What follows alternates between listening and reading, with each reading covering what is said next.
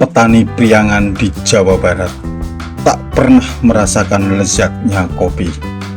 Mereka hanya tahu getirnya tanam paksa kopi di era kolonial Belanda.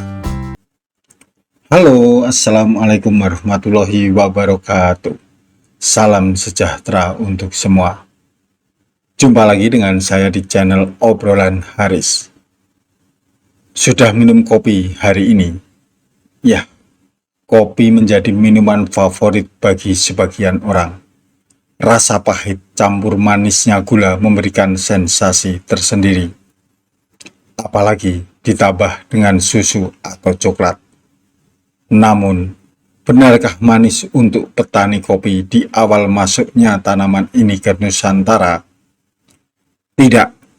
Petani kopi pada era penjajahan Belanda tak pernah merasakan lezatnya kopi. Mereka hanya kebagian getir dan pahitnya. Nasib mereka tetap buruk dan sengsara. Hanya penjajah dan antek-anteknya yang merasakan lezatnya kopi. Terkait dengan penderitaan petani kopi, saya akan membahas tanam paksa kopi di Priangan atau istilah kerennya Priangerstelsel yang terjadi di Jawa Barat antara tahun 1723 hingga 1892. Tapi sebelum ngomong ngalor ngidul, kita telusuri dulu sejarah masuknya kopi di Nusantara. Tanaman kopi pertama kali masuk ke Nusantara pada tahun 1696. Dibawa oleh Gubernur Jenderal Johan van Horst yang menerima biji kopi dari mertuanya yang bertugas di Malabar, India. Biji kopi ini kemudian ditanam oleh Van Horn di kebun miliknya yang terletak di Batavia dan Cirebon. Mengapa VOC tertarik menanam kopi? Pada akhir abad ke-17, kopi menjadi primadona bagi bangsa Eropa. Permintaan kopi meningkat tajam. VOC kemudian membeli kopi di pelabuhan Mocha dan menjualnya lagi dengan harga yang lebih tinggi. Namun, hasilnya tak seberapa. Cuannya kecil, kalah bersaing dengan pedagang Turki. Jiwa dagang orang Belanda pun tumbuh. Mengapa kita tidak menanam sendiri? Apalagi tahun 1705, VOC menguasai seluruh wilayah Priangan. Lahirlah ide untuk menanam kopi di Priangan. Kemudian dilakukan pembagian tanaman kopi Arabica pada tahun 1707. Pejabat daerah di sekitar Batavia dan Cirebon diharuskan menanam kopi ini. Akan tetapi, karena Priangan merupakan daerah dataran rendah, tanaman kopi tidak tumbuh dengan baik. Tanaman kopi sendiri baru bisa tumbuh dengan baik pada ketinggian 5.000 sampai 6.000 meter di atas permukaan laut. Karena hasil yang tidak memuaskan ini, penanaman kopi dipindahkan ke Karawang dan pegunungan yang lebih tinggi. Hasilnya lebih memuaskan daripada percobaan pertama. Awalnya penanaman kopi ini tidak memberatkan karena dapat dilakukan di mana saja, di tegalan rumah hingga lereng gunung tanpa mengganggu area persawahan padi. Selain itu, penanaman kopi ini tidak memerlukan modal yang besar ataupun peralatan yang mahal. Lalu, pada abad ke-18, pemerintah Hindia Belanda mendirikan perkebunan kopi di Karisidenan Priangan. Penanaman kopi berlanjut hingga selatan Gunung Tangkuban Perahu. Pemerintah menambah area penanaman kopi hingga di lereng Gunung Patuha, Mandalawangi, Galunggung, dan Malabar. Penduduk diwajibkan menanam kopi di semua lahan pertanian seluas kurang lebih 7.130 meter persegi. Setoran pertama dilakukan oleh Bupati Cianjur, Arya Wiratana, sebanyak 50 kg atau 100 pon ke gudang VOC pada tahun 1711. Harga yang diperoleh dari penyetoran ini adalah sebesar 50 gulden per pikul. Satu pikul itu setara dengan 125 pon atau 56 kilogram. Awalnya, VOC melakukan transaksi kopi melalui pemimpin lokal dengan memberikan uang muka sebagai jaminan. Hasilnya dijual kembali kepada yang memberikan uang muka dengan harga yang telah ditentukan sebelumnya. Namun, setelah Pangeran Arya Cirebon sebagai pengawas bupati di Priangan wafat pada tahun 1723, VOC tidak mengangkat penggantinya, tapi mengubah kebijakan penyerahan wajib menjadi penanaman wajib kopi dan seluruh hasilnya diserahkan ke VOC. Tahun 1726, VOC menjadi penyalur kopi. Setengah hingga 3/4 kopi dunia berasal dari Priangan bagian barat, yaitu Cianjur. Budidaya kopi ini menguntungkan VOC dan mendorong VOC untuk melakukan monopoli. Setidaknya sejak tahun 1723, penjualan kopi terhadap pedagang swasta sudah dilarang dan penyetoran tidak lagi bersifat sukarela, melainkan terdapat unsur paksaan. Perubahan juga terjadi pada tahun 1726 saat penguasa tertinggi melakukan penurunan harga yang sangat drastis. Bayangkan, harga kopi mentah yang sebelumnya 50 gulden menjadi 12 gulden untuk setiap pikulan, yang setara dengan 56 kg. Benar-benar biadab, ngasih harga seenak udelnya sendiri.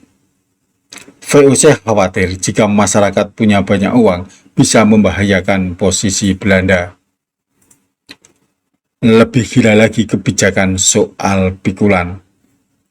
Jenis pikulan ini terbagi menjadi dua, yaitu pikulan gunung dan pikulan Batavia.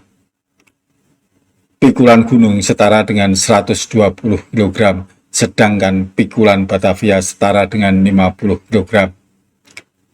Para produsen kopi ini kemudian diwajibkan menyerahkan hasil kopi sebesar pikul gunung, namun dibayar seharga dengan pikul Batavia. Gila, jelas-jelas perampokan ini. Petani kopi protes, marah. Mereka merusak tanaman kopi sehingga VOC murka. Bupati Cianjur sebagai pemasok kopi terbesar tewas dibunuh oleh anak buahnya sendiri. Residen Cirebon mengeluh, tanaman kopi menjadi semak belukar karena ditinggalkan oleh petani yang memilih menanam pohon lain. Ada dugaan uang hasil kopi hanya dinikmati oleh penguasa pribumi dan kompeni. Petani hanya diperas tenaganya. Memasuki abad ke-18, kopi menjadi komoditas idola di pasar dunia. VOC makin gila. Petani diminta menanam kopi di kebun liar dengan membabat habis pohon-pohon liar. Semua hasil kopi diserahkan kepada pejabat setempat. Pada tahun 1763, saudagar Cina mulai terlibat dalam penjualan kopi ketika VOC menurunkan harga kopi. VOC pun melarang penjual kopi ke orang Cina, tapi faktanya tetap terjadi penjualan kopi secara ilegal, mengingat harga yang diberikan oleh saudagar Cina lebih tinggi. Selain terjadinya penjualan kopi secara ilegal, juga terjadi perpindahan penduduk. Mereka meninggalkan Priangan agar tak kena tanam paksa kopi.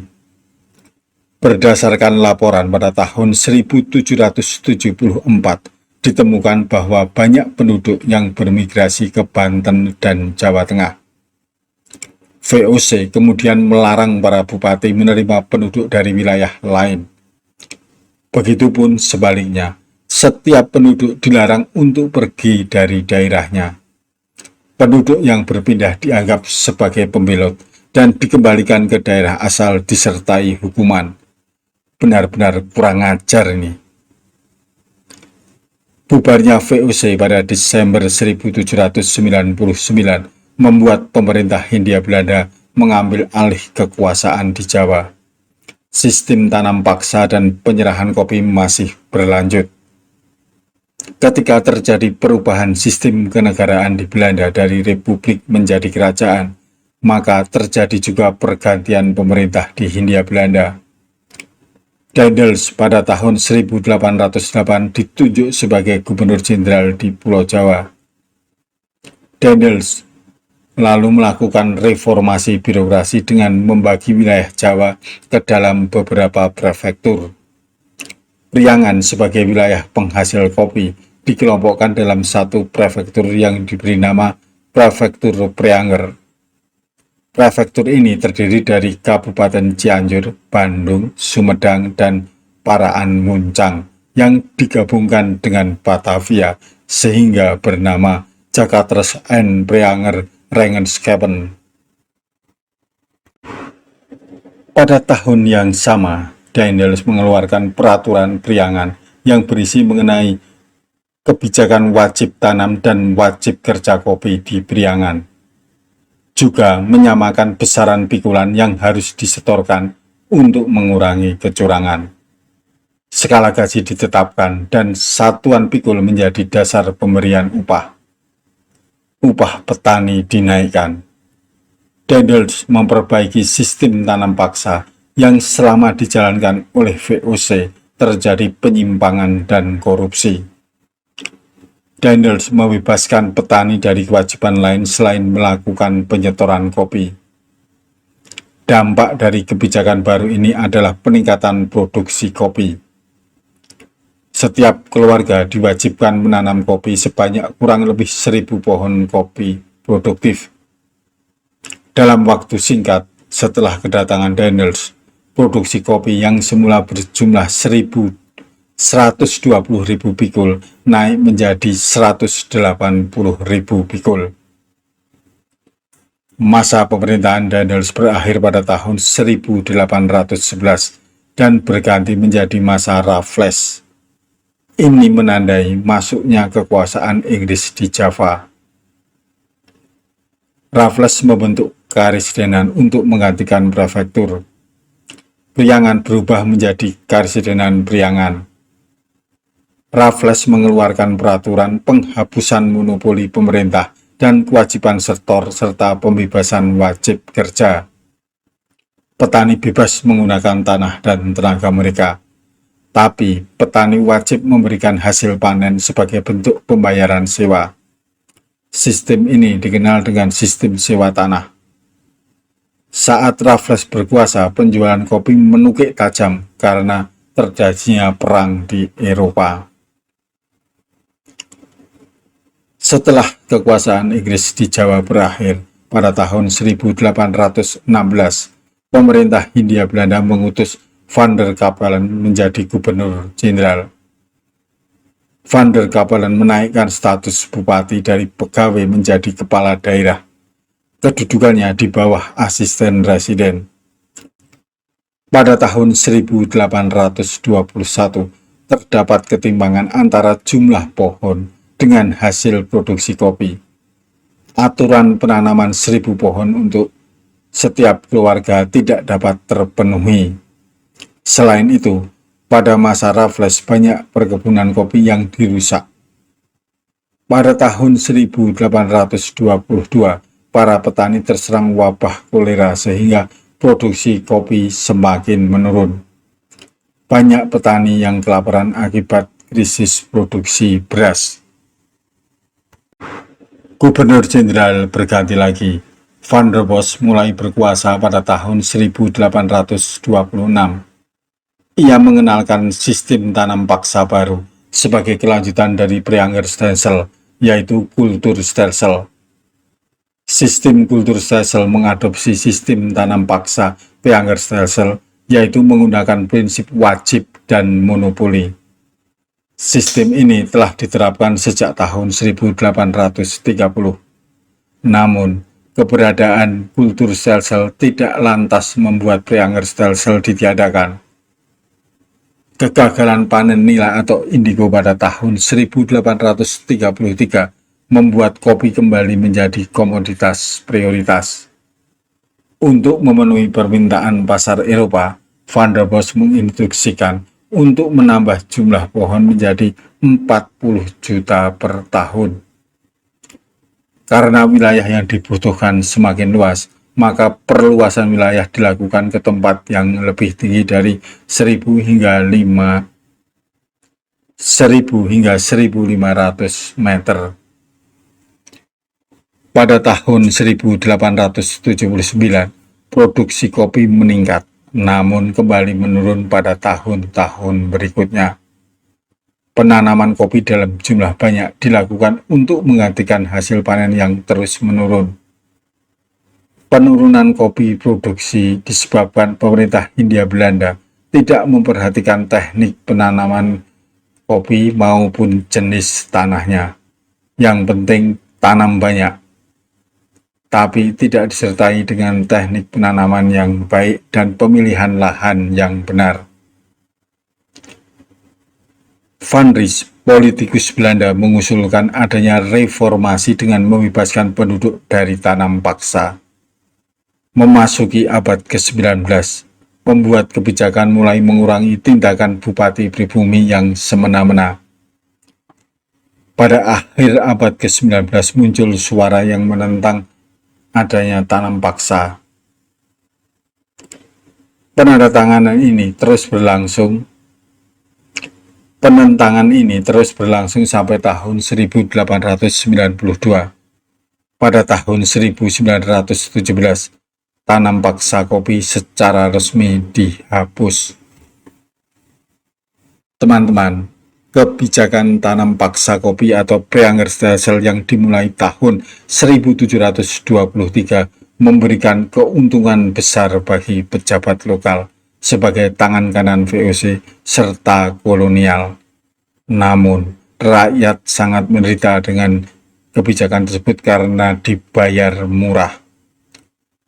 Selama Preangerstelsel diterapkan, Priangan menjadi produsen kopi terpenting bagi VOC.